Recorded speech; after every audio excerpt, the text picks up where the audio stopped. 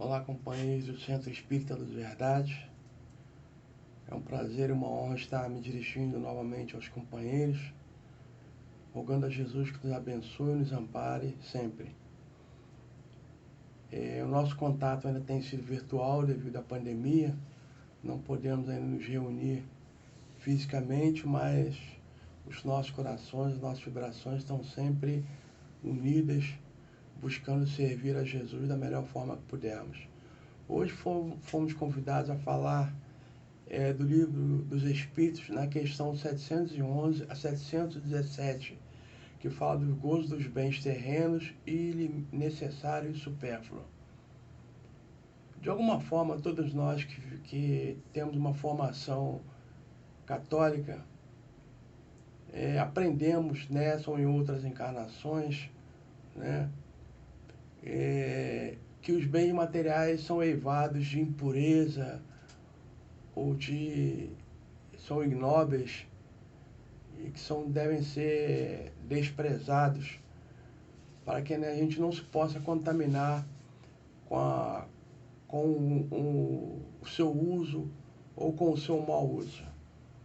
A doutrina espírita vem provar para nós que, embora não estamos aqui exercendo nenhuma crítica a essa religião que nos preencheu os nossos pensamentos durante um bom tempo, né? A quem somos gratos, lógico, porque mantivemos a nossa formação religiosa, mas a doutrina espírita, com todo respeito, vem mostrar para nós que os bens terrenos nada mais são do que recursos que Deus coloca ao nosso alcance para que possamos sobreviver. Na questão 711, Kardec pergunta aos espíritos, eles respondem que os bens da terra são para a nossa sobrevivência, ou seja, Deus nos manda à Terra para cumprir a nossa jornada, seja em missão, expiação, resgate, ou seja qual for o objetivo da nossa encarnação, ou até vários objetivos numa mesma encarnação. Ele nos coloca no mundo e nos dá os meios para que possamos manter a nossa sobrevivência, né? Nós ouvimos sempre falar das pessoas que exercem o materialismo como forma de vida, como forma de pensamento, até como forma de vida. Às vezes até mesmo inconscientemente a pessoa acredita em Deus, né?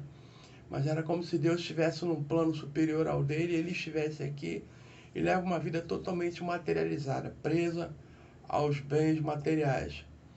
E que eles falam, até que as pessoas falam que às vezes a gente tenta resistir, mas a carne é fraca. Esse sentido, a carne é fraca, a gente ficou observando de onde pode ter vindo essa expressão.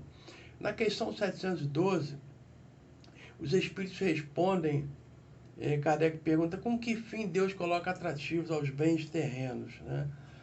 E os espíritos falam que é para nos testar, para testar a nossa persistência em se manter intacto, não se deixando levar pelos arrastamentos da vida física, e também para nos colocar, para desenvolver a nossa inteligência, de começar a descobrir, a julgar o que é bom e o que não é para a nossa encarnação. O que eu posso usufruir sem problema, aquilo que eu devo evitar, e tudo aquilo que eu usufruo, que são empréstimos de Deus, deve ser usufruído ou utilizado de forma equilibrada. Essa é a palavra que nós devemos sempre, nunca perder de vista. É o equilíbrio, né?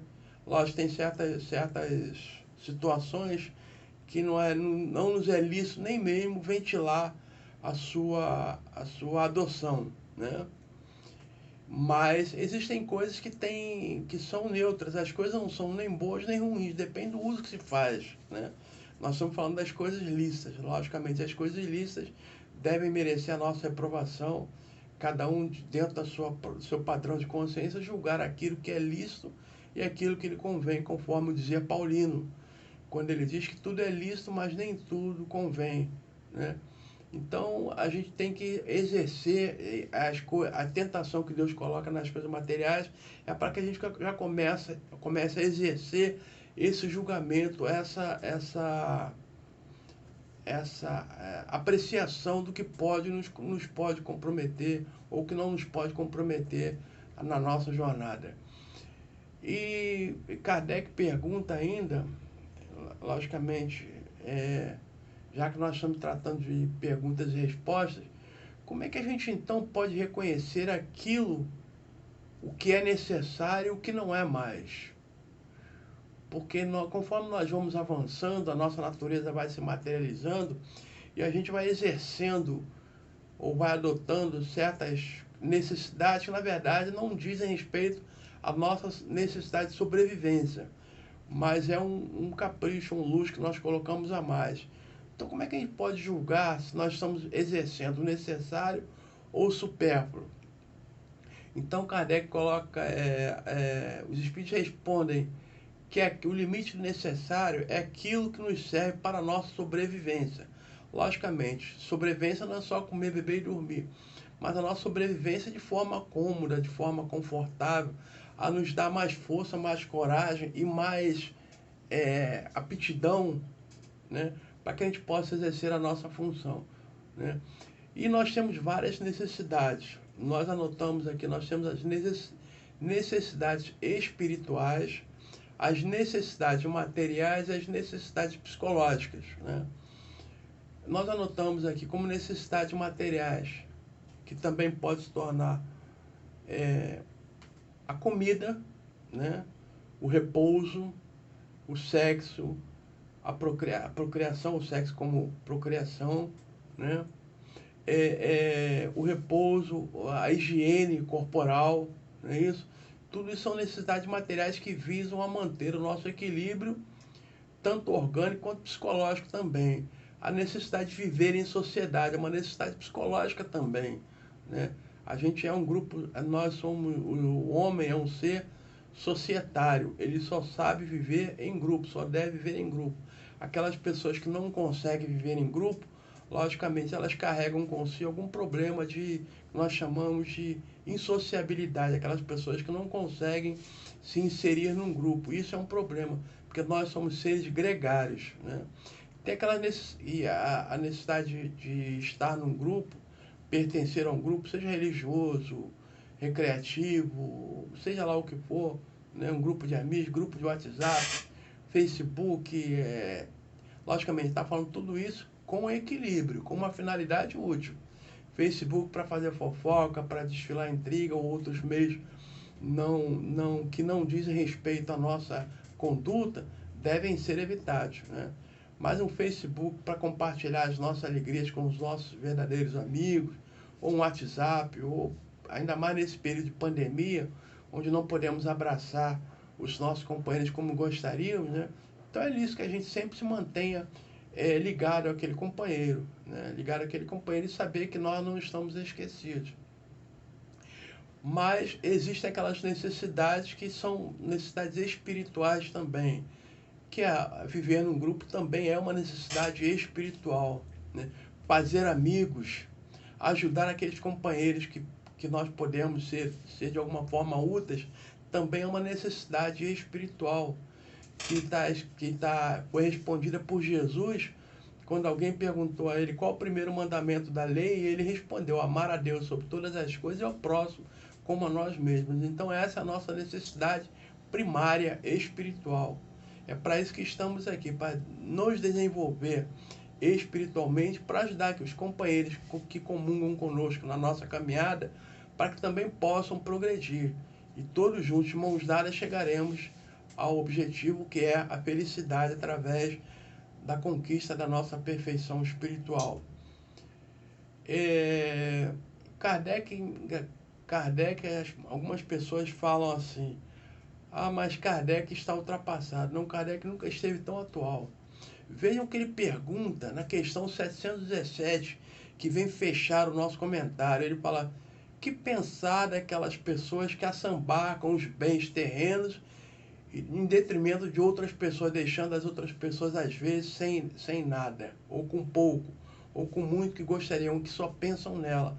É o que a gente vê hoje.